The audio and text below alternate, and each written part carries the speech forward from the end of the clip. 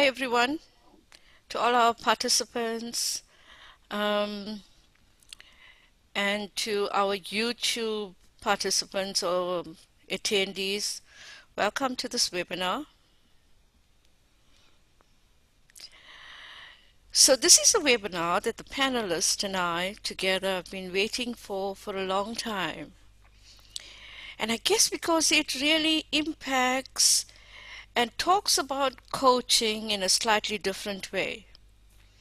I say slightly because I know many people are already involved in social projects, whether it's a small one like coaching a group of perhaps women or young people within their social environment, communities, maybe religious organizations. That is social progress. So people are already doing it in small ways. And some people, like my panelist, are doing it in really big ways, real change makers making a big difference on a certain group of people and seeing the ripple effect of that, a wonderful social progress initiative. In a few minutes, I'm going to introduce you to my panelist, but before I do that, I would like to tell you how today's session would flow. I will introduce the panelist in a few minutes, and the panelists will present for about 10 minutes each a bit about their social project and how it's unfolding and the impact it's making. During that time, we're not going to take any questions, but we'd love to see your comments on the chat box. Please go ahead and put in your comments or your questions. I'll hold it for a bit later. And thereafter, we're going to engage in a discussion with you and with the panelists. So we'll pick up some questions and talk about it and include your questions, and hopefully we'll leave the session today on some steps or some reflections on what we all could do to make a difference with regards to taking coaching to the communities and to the streets. So, with that, I'm introducing my topic, or introducing the topic for this webinar, which is taking coaching to the streets and communities and creating a collective sense of social responsibility across systems. And as I was thinking about this topic, I realized that the art of coaching and social progress are individuals like yourself, like the panels, like many out there who believe and have actioned that there is a better way to life and living. And, many of these are very inspiring at the own core, and they want to make a positive difference in the world and with people around them. Today, I'm pleased to introduce to you four such individuals walking the path of positive change and helping others. While listening to this, or perhaps previously, you may have also recognized a desire in yourself to help others, and perhaps not sure of where to begin. I'm hoping this webinar may provide you with some insights or reflections, or just a place to start.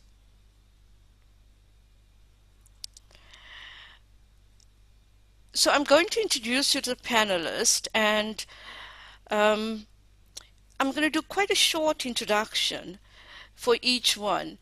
Because if you go onto the Coacharya website and you look under this webinar and click on the panelist name, you will see their profile and you will get a more meaty insight into some of the things they do.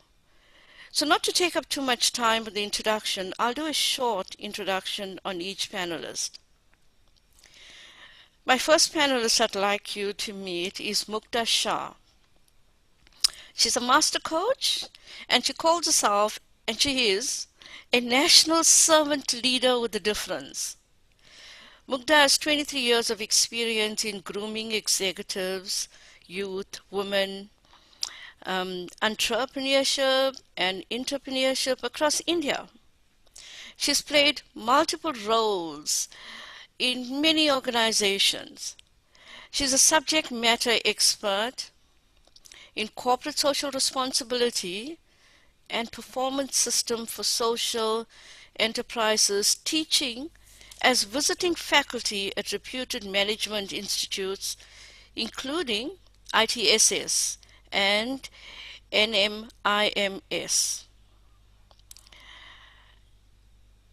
This is a part that I find very interesting about Mukta, and I'm biased to it because I love this project that she's involved with. She presently she's serving at Tata Chemical Society for Rural Development as the national head of its initiative called Kasturi. Kasturi initiative is all about working towards psychosocial empowerment of women agri-entrepreneurs across the country through specialized coaching and capacity building of community trainers. I'd like you all to meet, and as Mukta describes herself, she's happy to be, joyous to live, and a cheerleader of life. I'd love for you to meet Mukta Shah, and she's got a short presentation for you, so I'm going to hand over to her. Thank you, Mukta.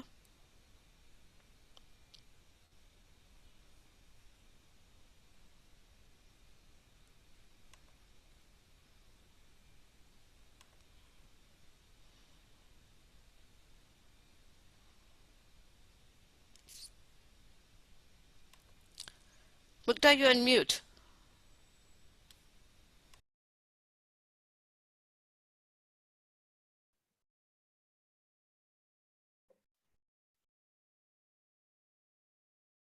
Is the presentation visible now? Cindy, you are on mute now. Yeah, okay, great. So really happy to share this 10 minutes with you. And while celebrating my happiness, in a nutshell, if I have to say how it feels doing community coaching, uh, it's one of the best time of my career in my life. So the real job satisfaction one gets when one actually serves the masses and the impact one life can create. Being instrumental uh, in any such mass impact is such a blessing. So here I am to share some of the glimpses. I come from Tata's right from my MBA days of learning as a student. And this quote stayed with me for quite a while. So as HR professional, I was always looking at how are we serving masses. And then this is what happened.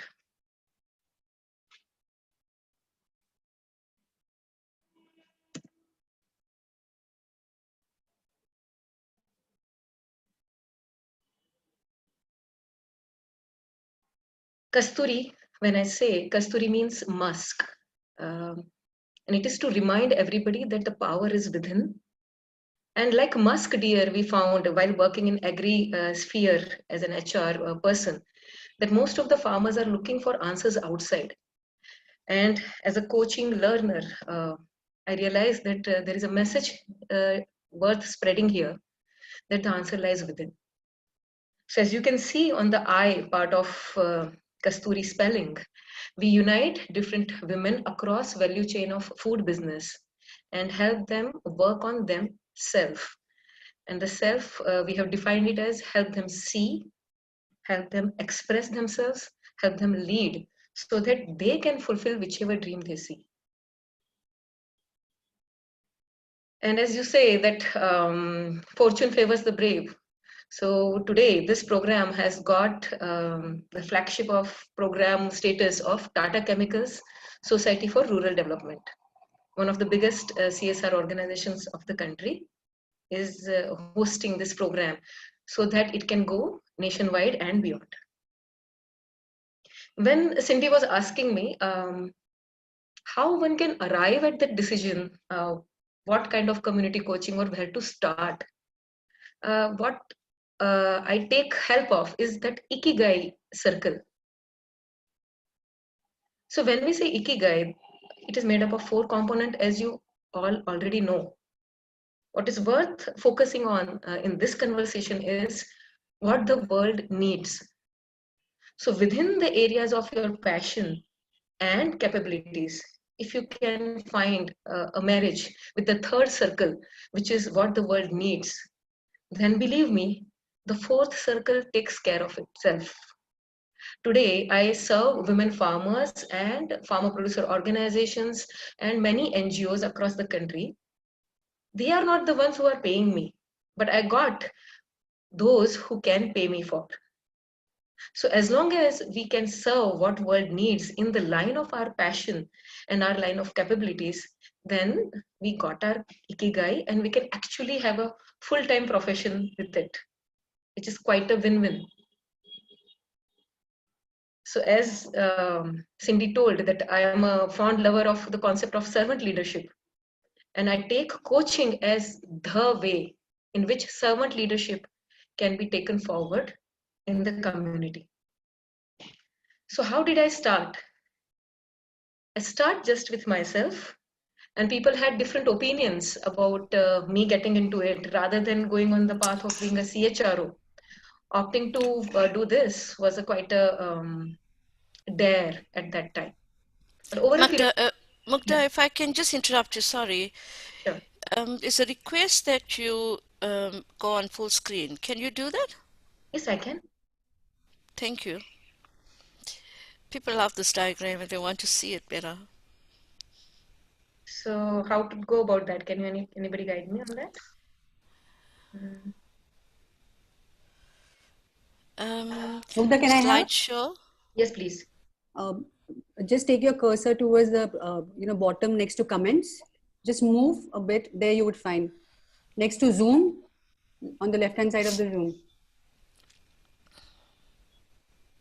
on the PPT. Yeah, the one next to it. Yes. Yeah. Yeah. Absolutely. Thank you, Sure. Mukta. Yeah. Welcome. Thank you. So it started just with me as one person movement, and I knew that all I can offer is my own presence. And even today, we are just 3 of us.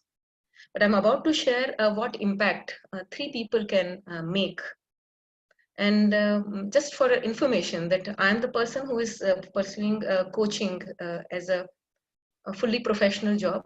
And my 2 members in the team are the ones who groomed themselves as catalysts under the leadership of a coach. So the team need not be of all professional coaches only. People learn because coaching and servant leadership is such a human language that people get it as a way of life. So this is one of my favorite quotes, that the idea was genius, that if we connect women across value chain of food business and help them work on their being, they can do the entrepreneurship themselves. While it was easy said and done, it was yet to be put in action. So the way I understand the word impact is I need to realize who I am. So the first thing I worked on was on my own being, understanding where my passion and capabilities are, and then create an action plan around that. So ultimately, once you do that, once that pact is decided, once you commit to yourself that I am this and I would live my life as one, as that one, then what is important is to act. So we wanted to make entire journey from bottom to top. We were talking about working on their beings. So through our research over a period of many years, we realized there are 3 areas on which we can do mass coaching, group coaching, systemic coaching, whichever way you want to name it. And those 3 areas were self-leadership. To tell you frankly, that was the only area. But to help them apply their self-leadership, we also talked about family partnership. And then taking the concept of family a little bit wider, we started helping them realize that community is nothing but a larger family. So that all those self-limiting beliefs about community collaborations or urban-rural divide or consumer-producer divide got actually melted while we were only focusing on her being and her self-image. What happened is, it was they who started working on business processes once their being was nurtured. We kept on working only on their self being only. So while you see these business processes named here, believe me, it was just taken up in so many details only at the time of impact assessment, not in our conversations. And what we see now, that once they improved business processes, 2.5 times increase in products. The number of products increased, the number of consumers 3 times, because their entire approach towards it changed. And 2-level jump on market. So that means village level went to taluka and district level. Taluka level businesses went from district to state level. District level businesses moved from state to national level. And as a result, 6 times the turnover, 4 times the profit. Now, I would wonder if I would have done individual coaching with my client, would I be able to achieve this number within 2 years time frame? And to my surprise, I could achieve it here across 2 states. The first state on the left-hand side is Maharashtra, where we worked on most of the part of the country, state, including tribal areas, including well-developed areas, including areas with quite an heterogeneous group. Away from market, closer to market, different financial strata, results are quite similar. And what we dared to do was create a series of catalysts for Gujarat, because I operate from Mumbai, which is within Maharashtra. So our dream was national. So we said that for the next state, let us do a consultancy model, and can we create catalyst who can do it, the ripple effect down the line, and let's see the results there. The results through the second line of ripple effect also was quite similar. Today, the project is nationwide, but the impact assessment is basically from these 2 states where we have been for 2 years or more now. And how we grow now. Just see, I'm just 2-year-old, Kasturi is just 2-year-old. And how we plan to move ahead is we'll be creating a helpline. Again, helpline with just 3 persons possible. Then we will be taking help of many academic institutions to do research. Best practices, compiling role model stories on our website. Leadership, again, we are already getting government recognition for our program. So many leaders, organizations are doing partnering with us. And our dream is becoming a center of excellence for women empowerment through agri-entrepreneurship. Put up India on the map of the world as the pilot story and help world replicate it. And we'll be able to reach there for world to replicate latest by 2024.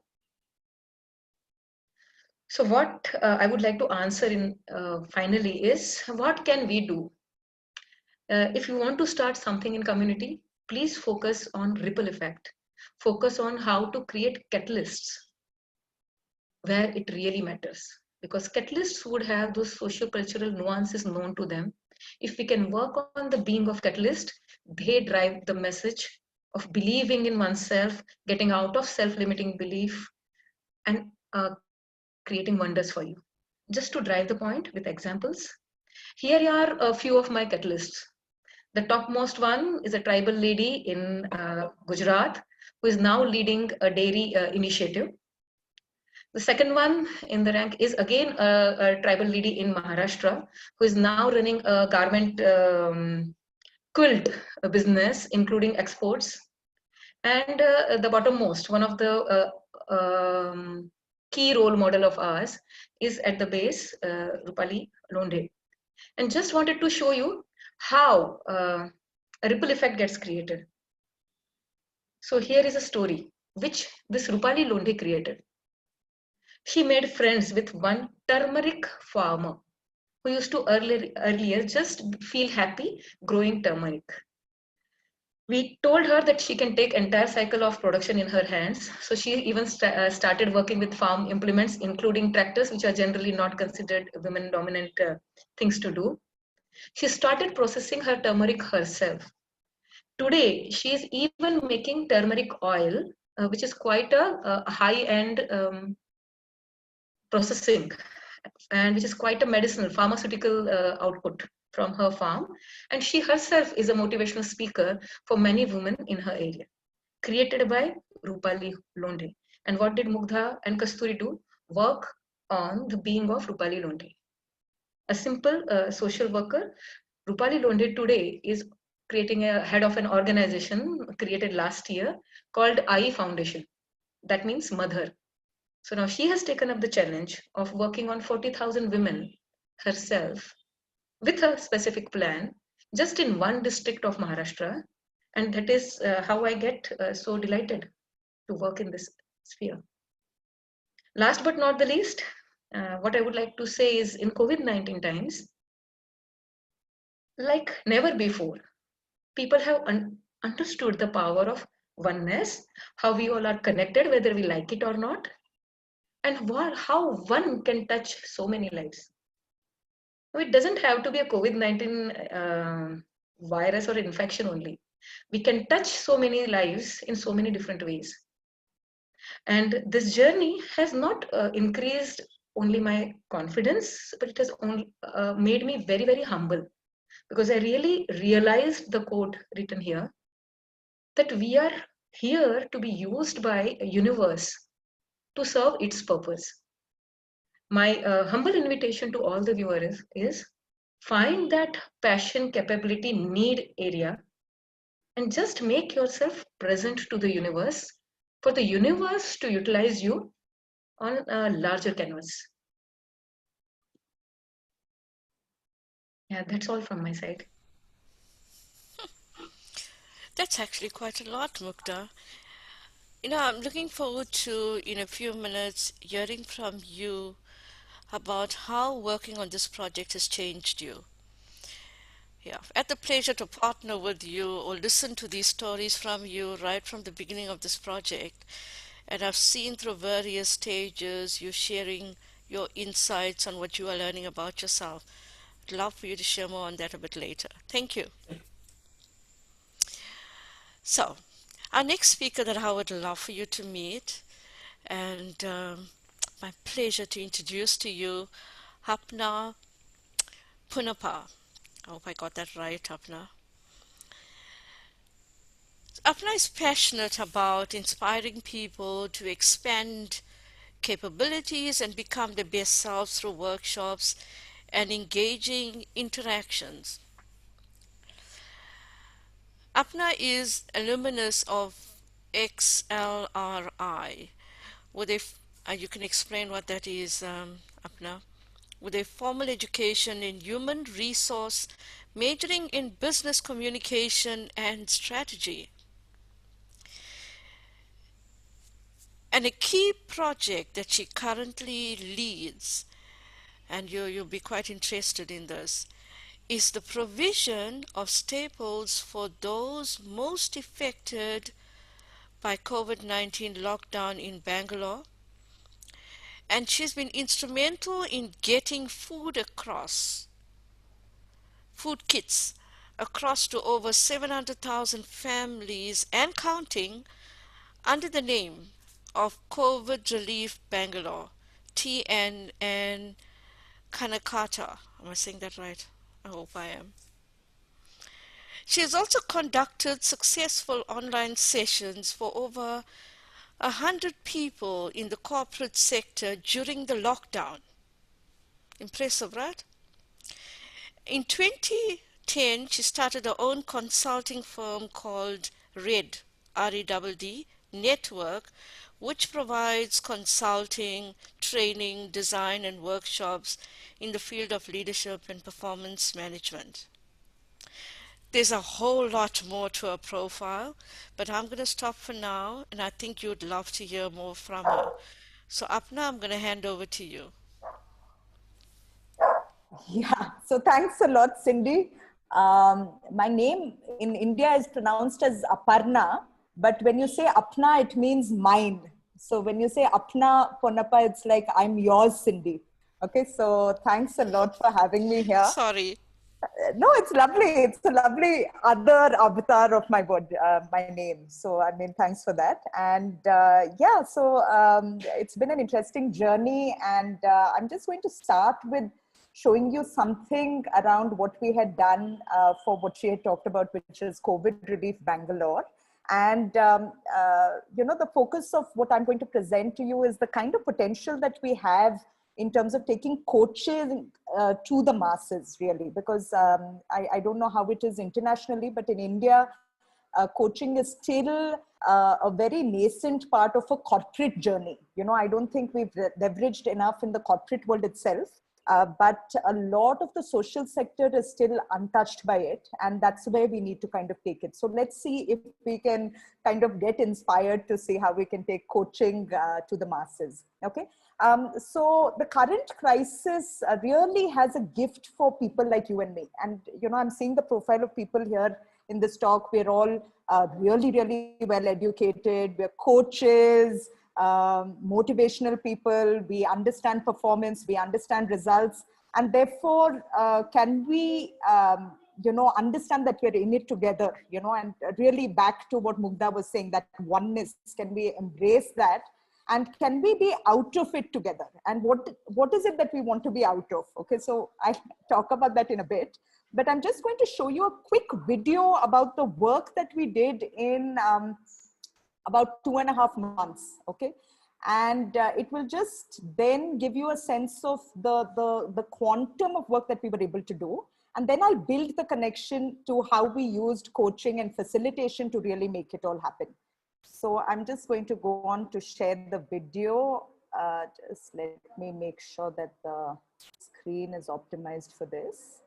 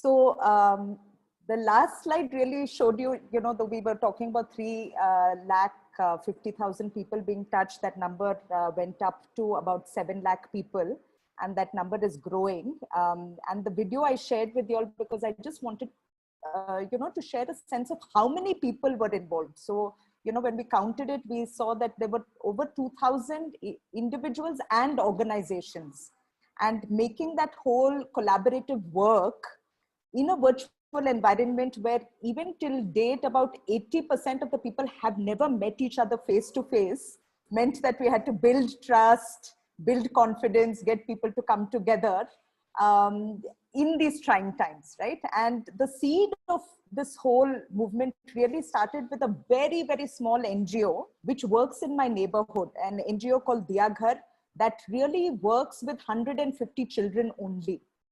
And the first bit of real interaction was working with the founder of that NGO called Saraswati to just really magnify the work that she was doing, right? So the first bit of coaching and facilitation came really with her. And the interesting thing was, you can just imagine the self-doubt she would have had, you know, and going into the journey, even she didn't expect the kind of phenomenal number of people that she would have touched, right? So scaling her up, her organization up, her board of directors, her influencers, and really getting them convinced about, you know, what the vision was. And of course, then you saw again in the video, we had multiple teams, you know, so there's a supply chain team and people who are not really employed with us, you know, so there is no contracting where I can just say, get it done. So it was really, really about facilitating people to kind of give their best, you know, towards a particular cause. Then you saw one picture of the police, you know, so the police at one point was making life miserable for us. You know, we had our volunteers who were being beaten up because this was at a time when, you know, there was a complete lockdown, right? So the law enforcement was very, very strict with movement. And here we were very passionate about, you know, really saving lives, because for us, it was a question of really getting food to people who we knew were starving and not getting any help, right? And so we had to really speak to, you know, the police department. And that picture that you saw finally was, you know, of the commissioner, who we actually had to kind of work on him and a mindset change on what we need to do in a crisis like this, right? And get him to have his own personal vision. And then he got very motivated and got on fire and got on board. And the police department started distributing food kits with us. Small and large NGOs. So a lot of our work was done with NGOs, volunteering teams, educational institutions. So who are these people who can really, really benefit from coaching? And this is where I wanted to kind of put that picture up for you all. You know, I mean, I'm coming from India and it's going to be an India-centric talk. And a quick question, and you can answer this on the chat group. Where do you think we, you know, figure in the world poverty rankings? Okay, so we have about 197 countries worldwide. About 130 countries really participate in these surveys and things like that. Where do you think we are? Just get some numbers in, and then I'm going to kind of share that with you. And while you're thinking about that, you know, okay, I'm saying 97. So you're saying we're 97. Number one being the poorest country, you're saying we're 97 on the list. Okay, Ravi Chandran is saying 65. And remember, we are one of the most populous countries in the world. Okay, so let's get a couple of more answers. You're not even close. You're not even close. Okay, one is the poorest country. Okay, so the most poverty-ridden country. I mean, if you look at it as a per capita GDP, if there are any economists here. So where are we? Okay, Vinita, 100. I wish in our lifetime that would happen. And with coaching, maybe it can. And with Mugda's work, and if a lot of us work like that, it can. Okay. So Harish Devarajan, you get the prize. You're the closest. And I mean, I'm sorry I'm saying it so excitedly. But yes, India ranks 19 in the list of the poor countries, the poorest of the countries. And yeah, we're 19. Vivek, you're right, you know. So we're 19. And this is concerning because the other countries are like Yemen and Haiti and places like that, which have a much smaller population. So we have a really, really large number of people who we can impact. And really, you know, 2/3 of India lives in poverty. And this is where, you know, we see that the direct beneficiaries of our coaching skills could be these masses, you know, and that this is where I'm saying, you know, as it is, we're underleveraged with the work that we're doing with corporates, and wherever corporates have embraced coaching, we've seen them just be phenomenal in terms of performance. Just imagine what kind of potential there is in really bringing it to the masses, right? So, from our coaching and our work in really enabling people with food, there were two things that we did, one is we worked on it, and we worked on it till about May end. And then we enabled all through the journey, lots of other organizations to do it. So we exited doing the food relief, because right now, food relief is being very, very well managed by masses and numbers of NGOs, large NGOs, small NGOs, corporates. They've gotten into doing it. And I remember we released a lot of SOPs. We did a lot of sessions with people where we transferred the knowledge. And we exited out of that to then start working on dignity of life and work for everyone. So we actually formed a team, which is now called Mission Vishwas. And a lot of people who worked with us on our relief work are still continuing with us, right? So what we really, really believe in, and luckily we have a lot of people who are with a coaching background, are with an MBA background, are with large scale developmental backgrounds in our team. We think that coaching is a lifeline that really will enable and enrich people.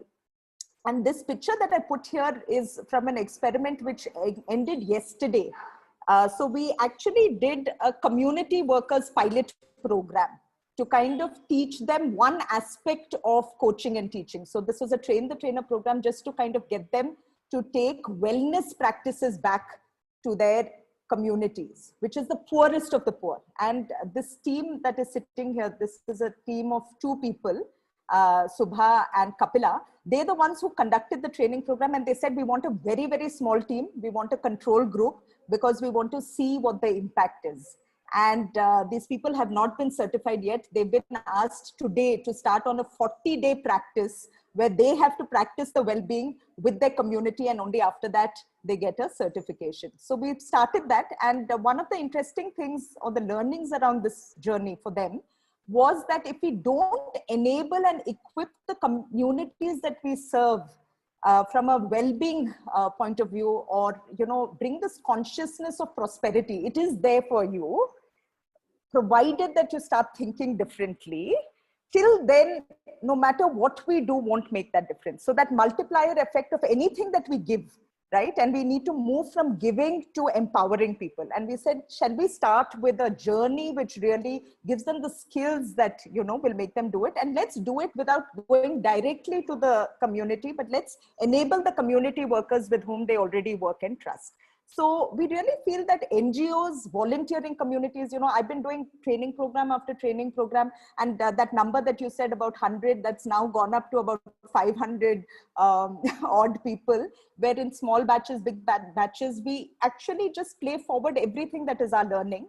And then we find that, if we leave the audience with enough questions, and those powerful questions, which is such a hallmark of coaching, they're able to really take it to another level altogether, right? So I've been doing that with volunteering teams, and they're able to, raise funds in manners which even I might not have thought, because, we're using a coaching framework and not just a SOP, standard operating process. So we're not telling them what to do. Definitely a lot of work around the governmental organizations. And now because of our work with the police, we've even sent a proposal that we want to kind of train them on how they can use a more collaborative approach to law enforcement. And I'm waiting to see how that pans out. Educational institutions. So we've seen that, one of our bedrocks for our work was a lot of these institutions, organizations, because they come with a lot of volunteers, student volunteers. But we found that the teacher community is absolutely unaware of coaching or facilitation skills in that sense. And we really would love to kind of take these programs out of them, So, what we'd love to do is to kind of create some kind of a collaboration where, there are all these islands of success. And I've said, they're so small and they're doing well in their small silos. And can we really convert them to really being this peninsula of providence where all of us are linked and we all work together and share a lot of good practices? So what I would really like to say, this is a call to arms for all of us to move out of corporates, and let's join hands together to see how we can really, really impact the social sector. And there are loads of people who are working in that sector. It just needs us to use that coaching framework with them to empower them to become much better. And that's what I wanted to share with you all today.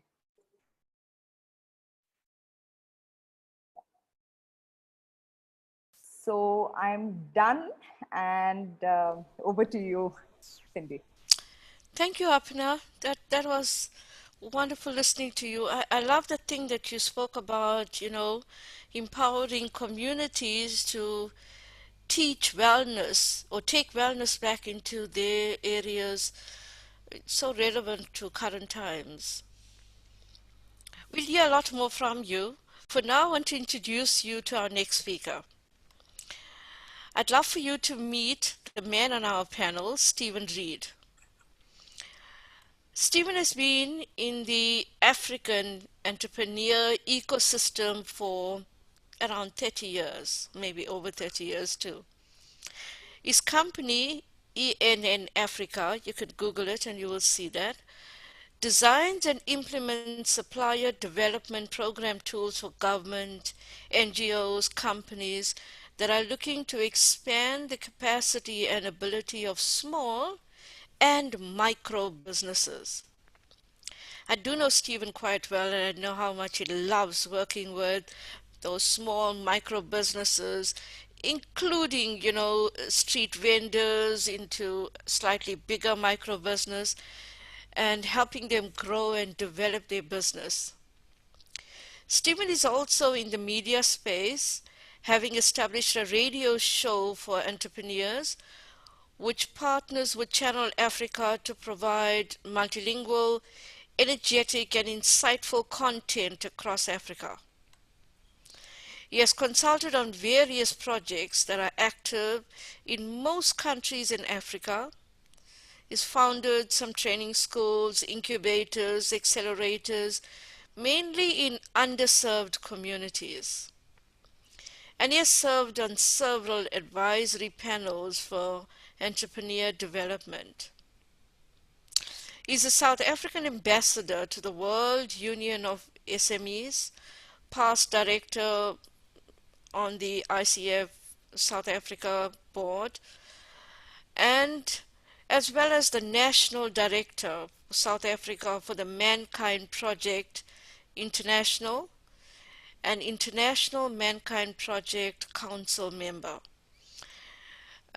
During our discussion, I'll ask Stephen to explain what the Mankind Project is all about, and that's quite interesting to hear. Or maybe you will do it during his talk. I will now hand over to Stephen. Thank you, Stephen. You now have the floor. Thank you very much, Cindy. It was such an honor to be here, especially listening to these two ladies who spoke before me. Such impactful projects. I learned a lot, and I've got some key phrases from both of them. Genius is in the idea. Impact, however, comes from action. I absolutely love that. I think I'm going to get it tattooed on me. I think that's such a wonderful saying. And one of the things I want to share today, from humble beginning comes great things. I hope that saying will be part of one of the Mankind projects that I'm busy with at the moment. So I think what I want to just share with everybody today, one is around entrepreneurship. I work in Africa, and I've been fortunate to be involved in quite a lot of different projects on the continent in entrepreneurship, and I think that's just something that age gives you is a longer CV. So entrepreneurship being the one side, and then I do want to touch on Mankind and what we do, and the impact that men's work has and can have on the world. With entrepreneurship and coaching, one of the initiatives that I'm currently busy with and am really passionate about, and a lot of it's come out of COVID and the crisis. So again, from humble beginnings comes great things, and what can you get out of this crisis, just using other people's phrases. I'm very, very focused on getting coaches out into the micro business communities and getting coaches to get paid work in those communities. And part of what I've found over the years is that coaches, being the wonderful people they are, do an incredible amount of pro bono and volunteer work. And for me, whilst that is wonderful, I also want coaches to have sustainable businesses so that they can focus on coaching and sharing their wonderful gifts with the communities to make an impact. And the drive to digitize so much now, there's this incredible push during COVID-19 to get everybody online and digitized, and all the various initiatives. The various organizations I work with, we've also been quite focused on that, and we're busy putting together a program for micro and small businesses where they can get involved in a full incubation program for, it's going to work out to most probably $1 a month, all in, absolutely everything in, because what we want to focus on, and breaking down those silos that Aparna spoke about, is how do we break silos, is to get corporates and organizations to be able to fund coaches, human beings, coaches and mentors to work in the communities, because that is the one of the most significant impacts that I've found in my work, is that if a coach or mentor can come and work with a group of entrepreneurs, not only on a one-to-one basis, but as in a group, so that you get peer knowledge and skills and peer accountability amongst various entrepreneurs, facilitated by a coach. There's incredible power there, because so many of these entrepreneurs are not aware of the kind of unconscious knowledge they have by doing. They're kind of uncertain and unaware of what they are able to bring, because they may not have the formal education that they see a lot of successful people have. And with a coach being able to assist them in understanding what they bring, and then their peers also, there's incredible value. So we're going to be having, before the end of the year, a gamified platform where, as long as entrepreneurs are able to follow through on the process and do what's needed, they will be able to access coaching. And I'm just wanting as much feedback as I can get, from everybody who's here, just on what is it that coaches need. I mean, that as Cindy knows, is one of the things that drives me, is being able to support coaches out there.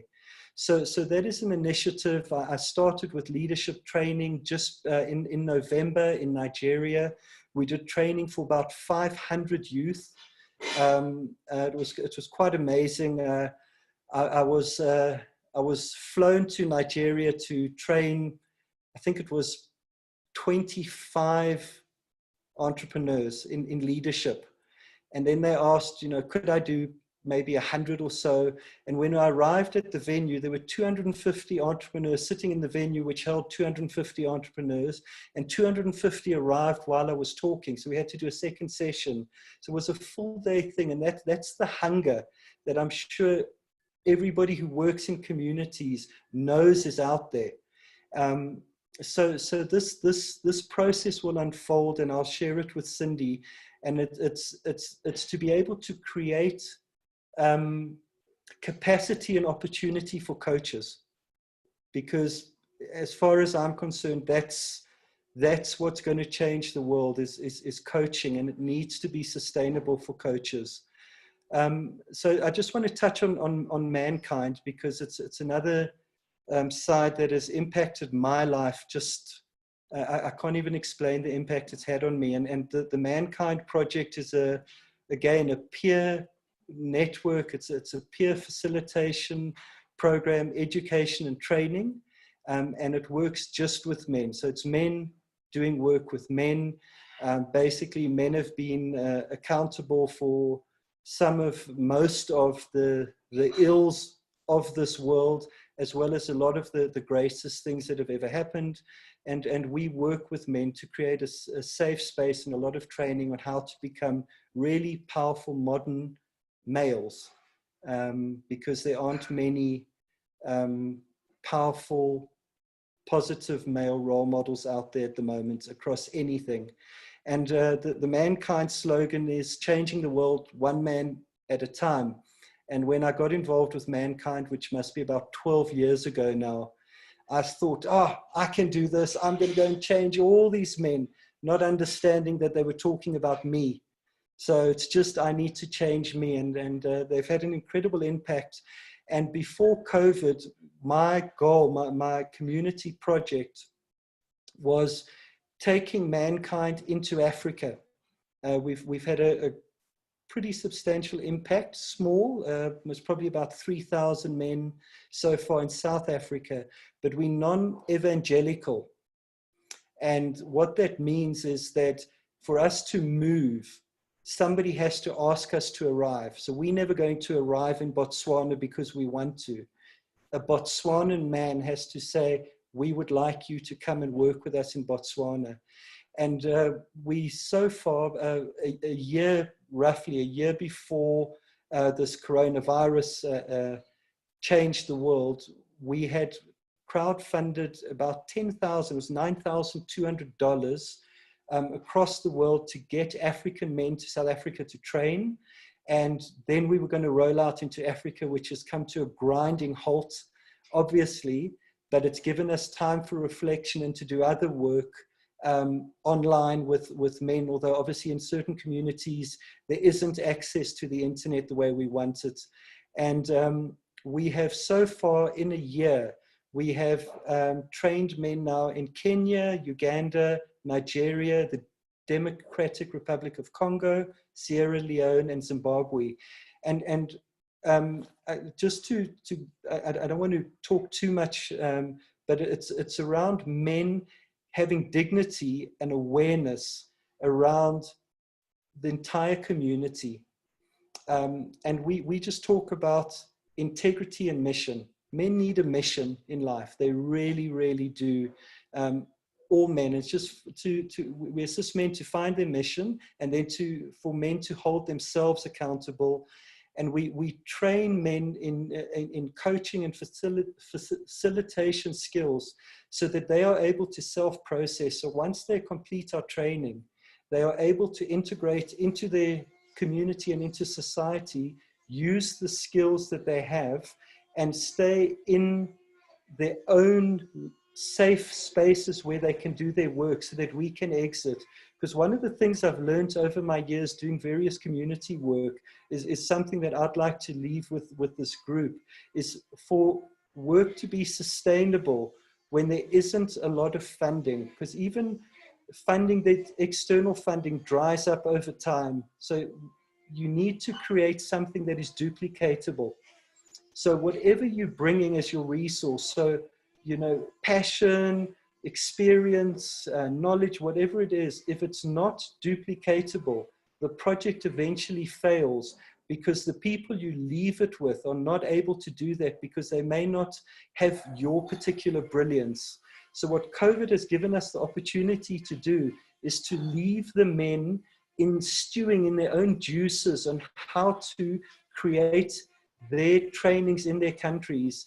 And what's been lovely is that the men from the DRC who are going to be our first African training outside South Africa will be in the DRC. We said 1 year from now. They came back and said, no, 2 years from now. And I found that very positive that they get it. Thank you. And I just look forward to listening to our next wonderful speaker. Thank you. Thank you, Stephen. Yeah, I've worked with you on so many projects, corporates and communities, and I've got to say the passion and drive you bring in is unbelievable. But I think more important, what stands out for me is the way you communicate. When Stephen, I look at my phone and I see Stephen's name appear there, if he calls me or something, no matter what you're doing or what space you're in, immediately you are lifted. It just has that effect with just a greeting. I would now love to introduce you to our fourth panelist for today. And I think known to many, Ekta Dehantra. I hope I'm saying that right, and sorry if I'm not, Ekta, you can correct me. Ekta is a spiritual coach with a global experience, a master certified coach from ICF, a master practitioner from EMCC, and Ekta's always been inclined towards spirituality, Veda, somatic coaching, Reiki healing, and brings this combination of skills as a value to the organizations she serves, and more specifically to the organization that she and her brother Dr. Paris run together, which is Matrix. Ekta's ability to connect with people instantly is to initiate change and to get rapid results, and this has fetched her recognition globally. She's known to bring innovation in her methods as she combines with areas of psychology, spirituality, and of course coaching. And this is the part that I think that is quite passionate about and quite close to her. She's co-founder of a non-profit initiative called Teva Mitram that aims at empowering people through the power of group coaching. By being a friend, to the less fortunate, Teva Mitram is a non-judgmental platform that not only listens but acts as guide to take one on the right path. And the campaign, My Mental Health, that's the name of the campaign, is a priority campaign launched this year in May 2020, and has so far reached 6,000 plus registrations across the globe and still continues. So, Ekta, I'm really very honored to be also in your space today, and I'm going to hand over to you to talk a bit more about the projects that you are involved in and the impact it has left. Thank you. Thanks, Cindy. Namaste, everyone. Good morning, good afternoon, good evening, everyone from whichever part of the world you're watching. Let me just try sharing the screen if I am able to. I am not getting the option right now. Just give me one moment. Can you all see this? Yes. Is it visible? Yes. Fantastic. So, after listening to such powerful, conversation from everybody, let me begin by sharing my narratives, which was one of the reasons for me to begin my journey of contribution and social work. Around 2014-15, I was in a space of severe depression, due to several issues in life, which I was unable to cope up. The sudden changes, and I literally hit my rock bottom. And I got into severe addiction of smoking. I remember, some days I used to literally stand near a window, look outside the window for hours and just keep thinking, looking at something and just keep thinking. And my family did notice a lot of changes in my behavior, in my eating habits, in my sleeping habits. I was completely in a withdrawal stage, being very aloof and lonely. And that's where they were really concerned about what's happening to Ekta. And that's where my brother Dr. Paras, he saw these signs and he told me, he brought it to my attention that I may need help on emotional front. When he said this, I was kind of reluctant to really meet someone whom I wouldn't know and open up my vulnerable space. And that's where he first invited me to the space of coaching. I was really not sure. Will coaching really help me? I was really, really not sure about it. Simultaneously, I decided to meet a doctor to overcome my addiction issues, uh, who advised me to visit a rehab. I still remember that day when I came back after meeting the doctor. You know, I was like completely devastated. And there was just one question or one thought behind in the back of my mind, and that was, what have I done to myself? And the other one was also, why me? And that's where, remembering Paras's words, I decided to try coaching. And I wanted to see how it can help me. So I took a leap of faith and I decided to sit on the other side of the chair. And let me tell you, those 3 months that I underwent coaching, that was my space of complete transformation. I personally experienced a shift not only in my thinking, but also in my feeling and actions. I was able to get completely rid of smoking in a span of just 3 months. And that too, without any medication, just with coaching dialogues and meditation for that matter. I would say surrendering to the process of coaching really, really helped me. And that's where I realized coaching is a very powerful space. And I realized the power and potency of coaching. It was quite magical for me. You know, those deeper reflections, they connected me to my inner calling of supporting and empowering self and humanity at large. And that's where I could connect, you know, to this Coacharya's theme of awake. There was something that awakened in me. We move on to the slide number 2. After my episode and my introduction to coaching, I decided to undergo my coach training program with Coacharya, and I completed my PCC and later MCC. And while I was completing my certification, was thinking, you know, it just made me aware that there are so many people out there who find it very difficult to express their authentic feelings and emotions. And then a thought did come to me, how about we create a space, a non-judgmental platform where we can offer group coaching services to lesser fortunate people at absolutely no cost. And as I was narrating this thought to Paras, I was like, we literally don't have funds to support. And I remember my mother's words at that point of time. She mentioned that contribution is not about having in abundance and then, giving. It's all about how much I have. And in that capacity, how much can I contribute in the present moment? And that was a boost for us. We were unstoppable. And the idea of Tava Mitram took shape in 2016. And we formally established ourselves in 2019. So like Cindy mentioned, it is very much, Tava Mitram is a Sanskrit word for your friend.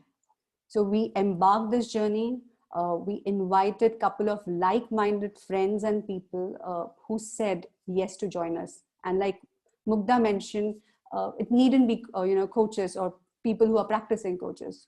These all people who joined us are from various fields like HR, entrepreneurs, different fields. And we first decided to train them for 330, it was more than 300 hours that we trained them in local language. And today we call them as metro coaches.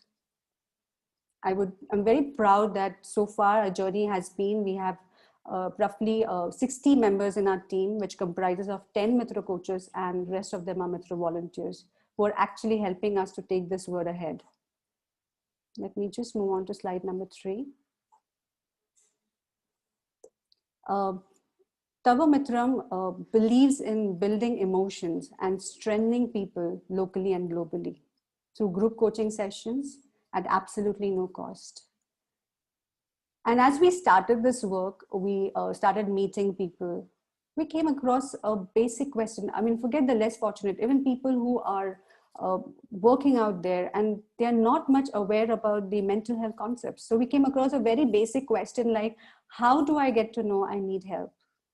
And That's where we realized we need to raise awareness in the field of mental health. That's where I could connect to Coacharya's theme of aware. And now let me begin with, talking about this wonderful campaign. Going back to March 2020, when lockdown was announced during pandemic, in the initial days, Tavamitram had organized a couple of group coaching sessions, online group coaching sessions, where we could see people joining in, but they're unable to open up and talk. Some were in complete denial, some in shock, some in fear, some were extremely worried. People were really not willing to open up and talk. And we were like, what do we do next? And that's where, a thought did come. It is said that education is one of the best tools for empowerment. So we at Tavamitram, Paris came up with an idea of starting a knowledge-based video series. I would say a visual cartoon-based video series that may help people to learn and understand, empower themselves through reflections. And we named the series as My Mental Health, My Priority. So if I look at this particular series or this particular campaign, this campaign has 12 videos, roughly a span of 10 minutes each. And after each video, there is a objective-based test. And on completion of all the 12 videos, on completion of the 12th video, there are certain questions that may lead a participant to share his or her reflections. And once the participant completes all the 12 videos and completes the test, completes the reflective questions, an individual is awarded with a program completion certificate. And let me also tell you, the eligibility criteria for this program is 16 to 65 years. So anyone who is above the age of 16 and below the age of 65, you can go ahead and opt for this particular program. If you're a coach, coach supervisor, student, manager, leader, businessman, homemaker, baker, IT professional, whosoever, anybody who wants to empower self and others, this particular program is definitely for you. Let me also tell you, we launched this particular campaign on 1st of May, and in the very first month, we reached about 1,000 registrations through LinkedIn, Facebook awareness, and only through word of mouth. There was no publicity that we did. And that's where I could connect to Coacharya's theme of Arise. Feedback from participants, responses from them, was actually a receipt for us, that we are on the right path. Slowly, steadily through connects, we managed to reach several corporate companies and even colleges too. And it gives me an immense pleasure, and I'm very proud to announce that we are close to 6,400 registrations across the globe. People from 50 plus countries across the globe have registered this program, and they've got back to us telling us that it is really, really helping them. And let me also tell you, this is certainly picking up trends in corporates. We are tying up with various organizations with a capacity from roughly 1,000 plus employees to roughly 50,000 plus employees globally. And one go, our system is that power packed that in one go, 10,000 people can undergo the certification program absolutely for free. Just to share whatever I mentioned in the form of video, let me just go ahead and share my screen and see if I can go ahead and share a video with all of you guys. Give me one moment.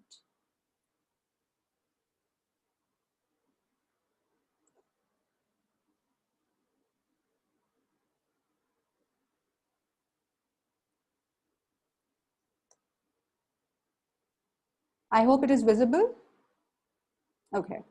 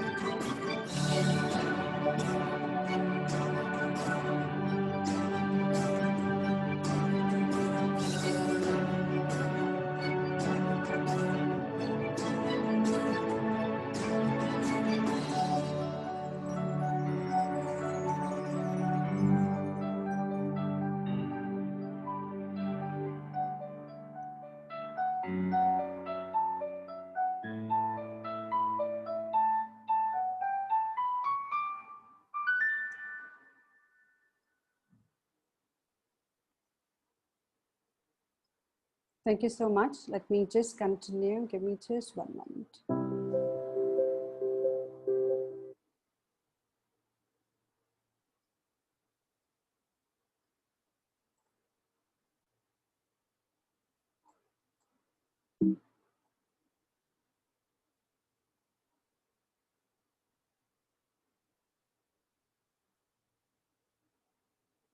Now, coming back to the next slide, I would also like to quickly inform everyone that we definitely take care of the General Data Protection Act.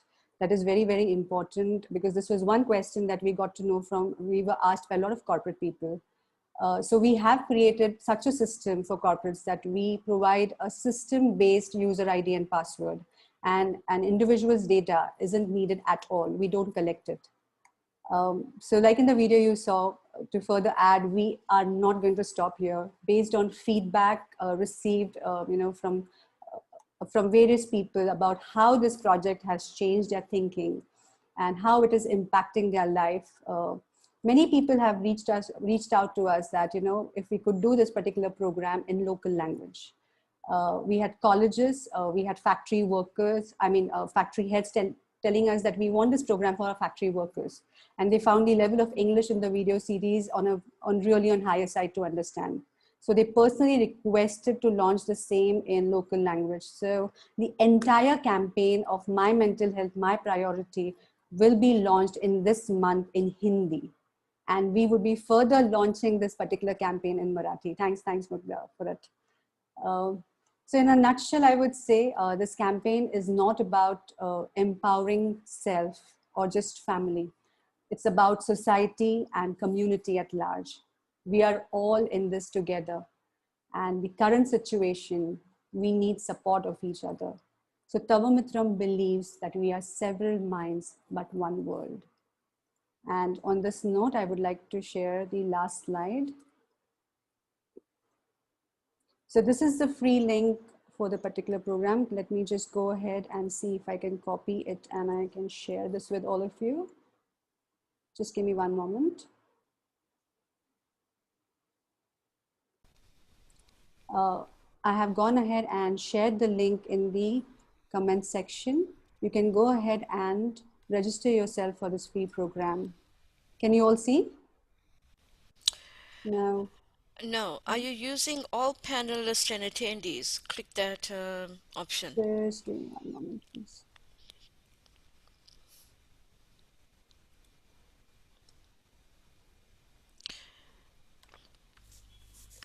Panelist, while Ekta is doing that, may I ask that you also share Yes. some contact information with the attendees that may want to get hold of you?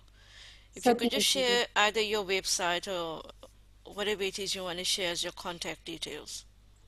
Cindy, in the comment section, I have mentioned about the free program link for individual certification as well as for company registration. And at the same time, if anyone wants to join us as a volunteer, I've also shared the same. Just give me 1 minute. Yeah, we can see it now there, Ekta. Thank you, Cindy.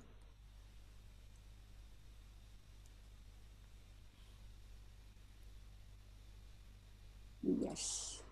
Cindy, if I may take a minute, can I go ahead and share one more video if you don't mind? Yes, please, go ahead. Thank you. Sorry, wait a minute, Ekta. While you're doing that, let me just say to our participants, I know that many of you are also contributing or involved in many projects that includes uplifting, social progress. Would you please share your story onto the chat? We'd love to capture what you are doing. Ekta, you can go ahead. Sure, Cindy. Just give me a moment.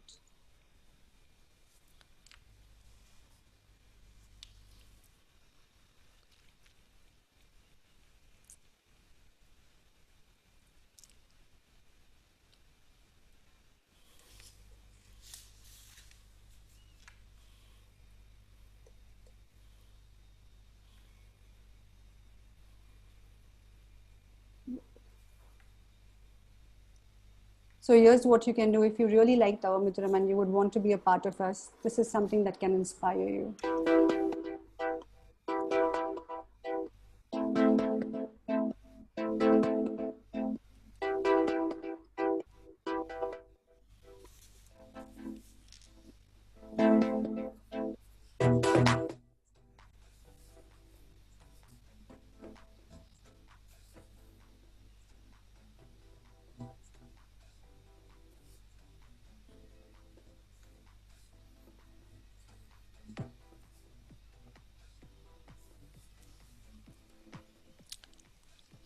Your sound is gone, Ekta.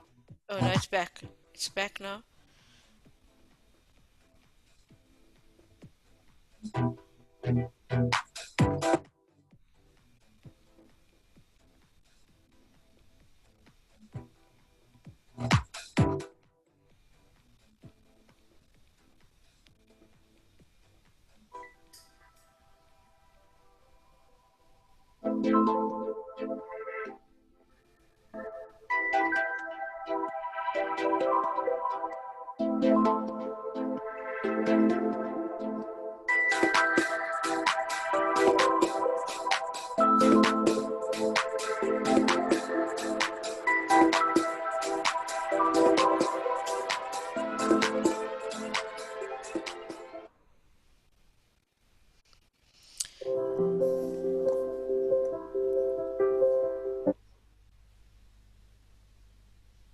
Thank you, Ekta. Thanks, Cindy. Due to technical glitch, I'm unable to get the screen. I'm sorry. It's okay. I'll carry on talking. Ah, there we go.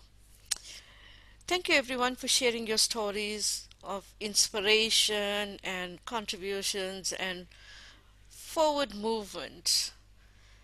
And you could be sure that many would keep an eye on where you're going next and what you're doing, because that's how much it has touched. Thank you. So we've got about 15 minutes. To all our participants here and on YouTube, please would you just drop your questions into the Q&A chat box. I picked up one or two along the way, and I'm just going to ask the panel. And I also would like the panel to share, what impact. Now I'm going to drop that question. We've got too little time. I'd like the panel to share, maybe some tips on those that want to start and want to know, where's my starting point? I'd like to start something. I've been thinking about it for a long time. What is it I can start? Where's my starting point? Now, Mugda, I saw you share that slide. I mean, that was beautifully done, very simple. So, it's lovely as a starting point. But anything else the panelists want to add on, where can people start? Um, I And would, while you share, yeah, I'm sorry to interrupt you, I'm just going to pick up any questions from the chat, okay? But you go ahead. um, I would take a cue from Ekta, whom you can be friend with. So whichever community you can say, I am Tava Mitram, you should start there. The community where you can fall in love with, because we are talking about group coaching, systemic coaching. So the segment you can identify, relate. Um, if you can look at um, that community's needs from a lover's point of view or from a friend's point of view, that can be a great place to start. The reason why I'm saying this, because if you really like that community segment, then it would be effortless for you to practice those coaching competencies, that intimacy, that dancing on their tune, taking that feedback and refining. Whether it is like Aparna, identifying with the city as my city and our people, or whether it is global like Ekta, or whether it is sector wise the way I'm doing in agriculture, whichever way, um, you're ready to share a part of you, even if it was the last day of your life. That's the place to start with. Start with those who love.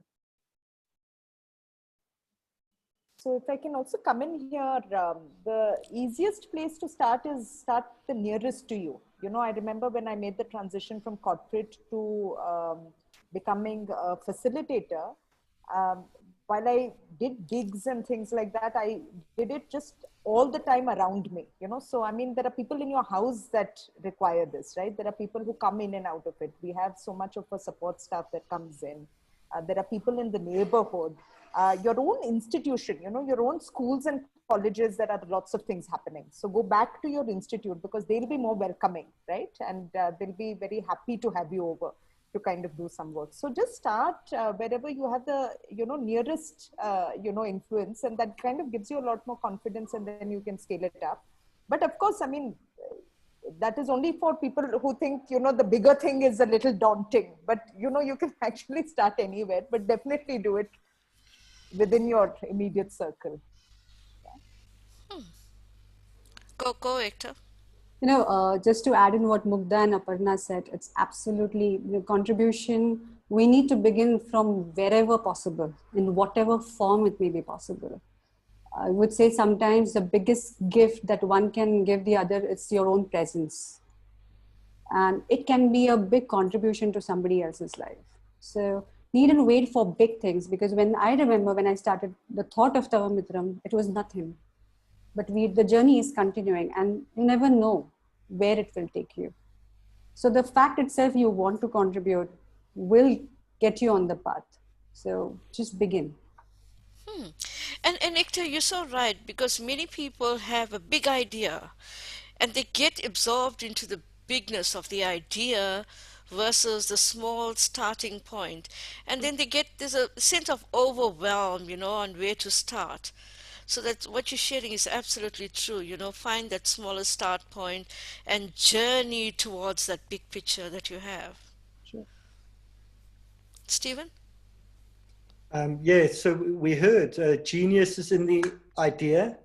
Impact, however, comes from action. And it's just to get started and to keep it simple, because I promise it will create its own complexity all by itself. Absolutely. Vinita's raised a good point there.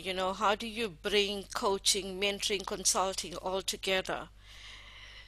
Vinita, in 10 minutes, I don't know whether we're going to do justice to the question, but I get a sense that you probably resonated with some of the panelists or all of them. I'm not sure. May I suggest that you reach out to somebody and they would help you, bring these elements together into a package?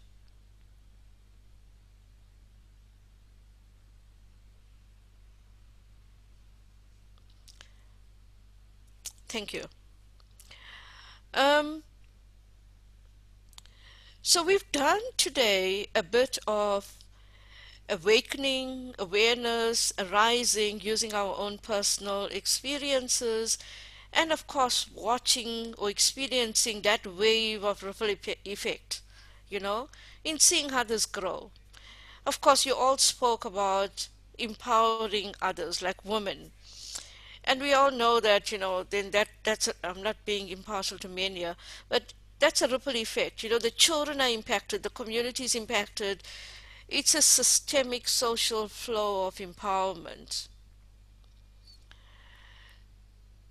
So we've done all this raising, awakening, and awareness.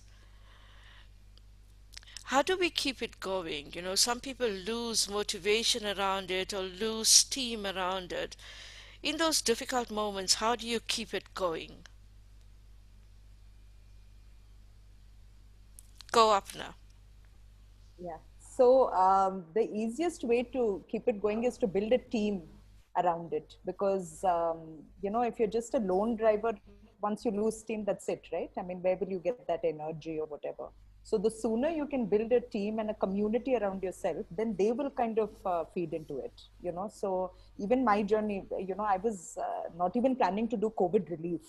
I did that with a huge team. And, when I was ready to give up or ready to close down, the team decided, what needed to be done. And then, that energy kind of added to it. And now we are, forming an organization which is going to do larger social impact. So the team is very, very important, and get people with the right set of competencies. So coaching skills, facilitation skills, anyone who's also like-minded, but also diverse. They're from different worlds, but they have some shared knowledge experiences, so that that kind of really you're then talking together, and you're easy to form a team around that. Anyone else on the panel? Go, Mukta.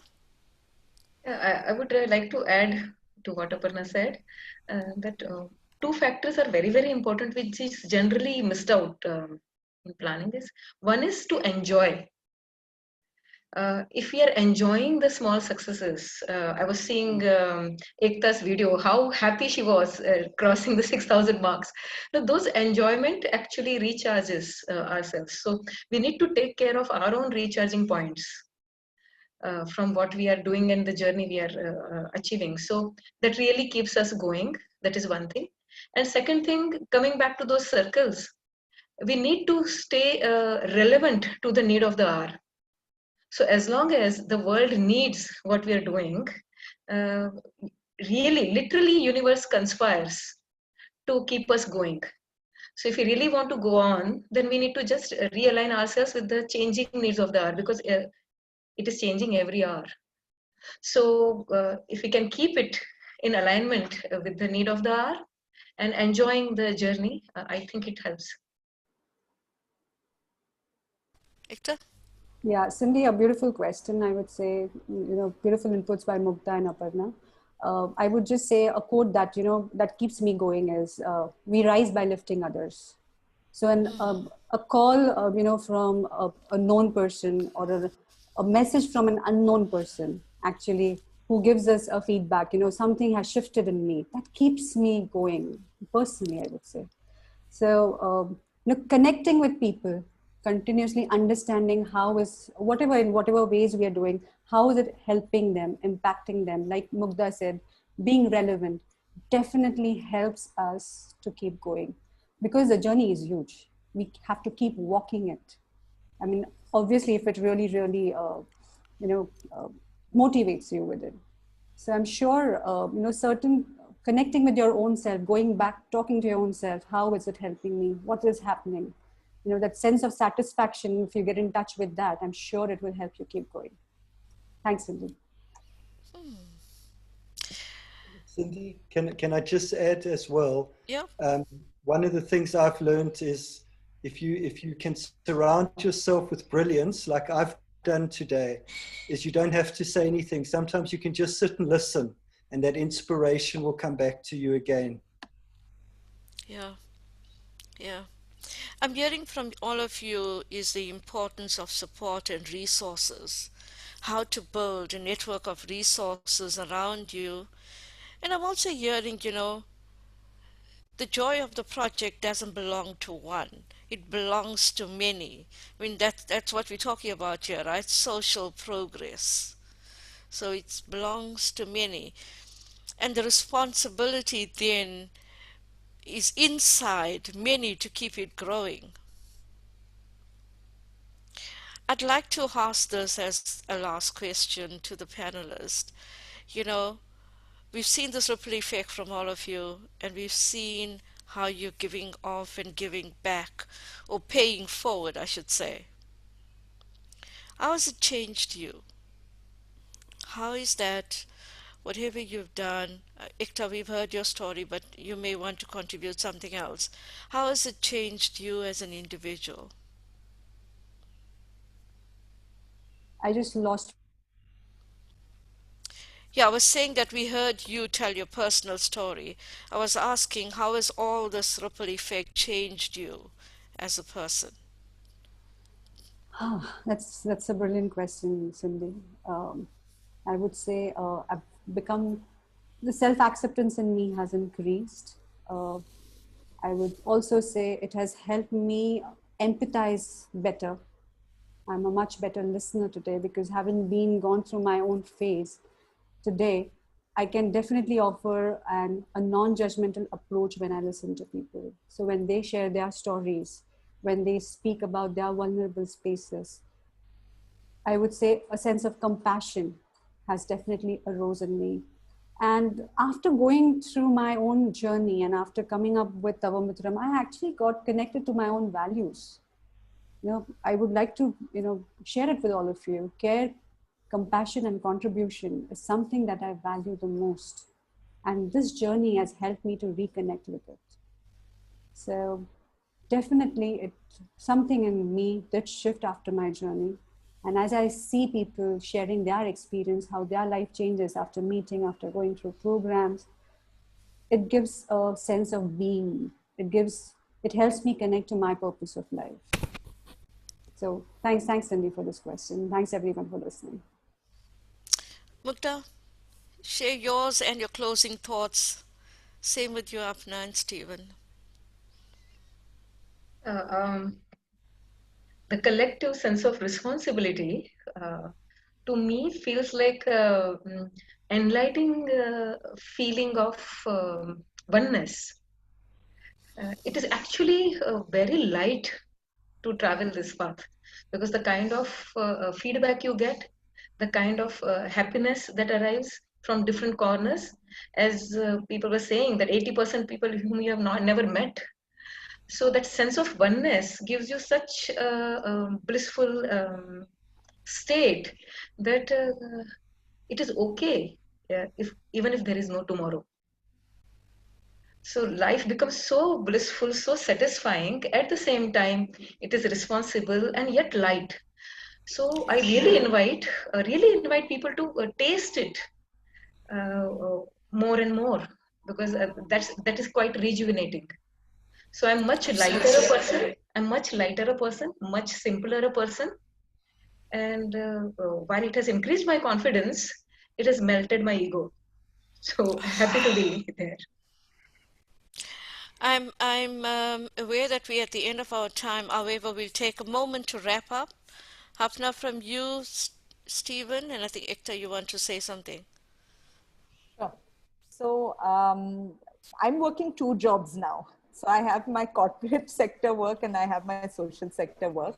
I'm relying much more on coaching inputs and rejuvenation. That's my anchor. Otherwise, I think I will get unhinged.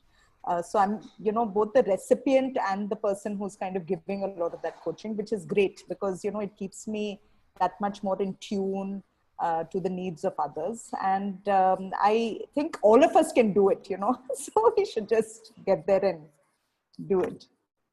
Absolutely. I'm full on with that with you. Stephen, anything you want to say to close thoughts or the impact your work has on you?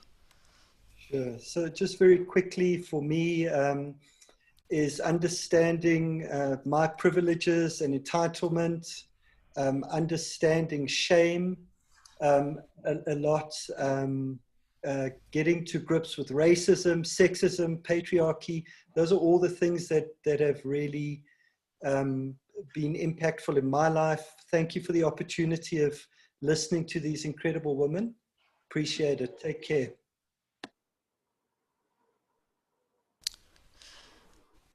Ekta, I'll let you close, but All give me right. a moment. Sure. I want to say thank you to all our attendees, participants here on YouTube, and whoever's going to listen to this video in the future.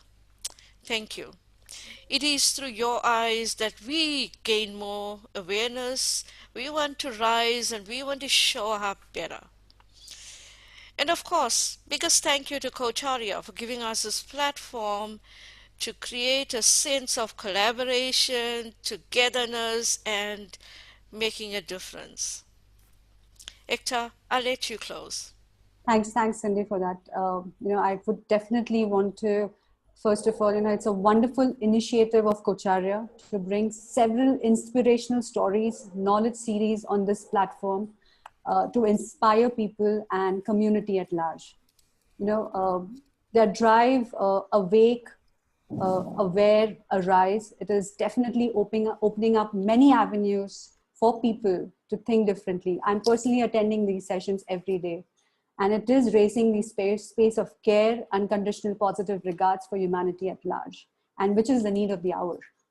So I would personally like to congratulate Ram, Magda, Cindy, you for taking us through such a beautiful conversation. The way you just helped us navigate so beautifully, and something again shifted within while I was sharing. And Team Coacharya definitely for the continuous efforts to keep going and raising the bar in the field of coaching. Today, I feel proud as a coach because Coacharya has definitely contributed in many ways in my coaching journey. So thank you so much.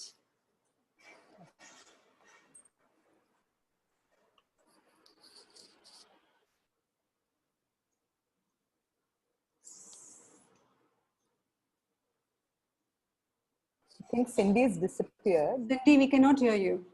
We cannot see you. Ah, Yeah. you can hear me? Yes. Okay, I was saying thank you, everyone.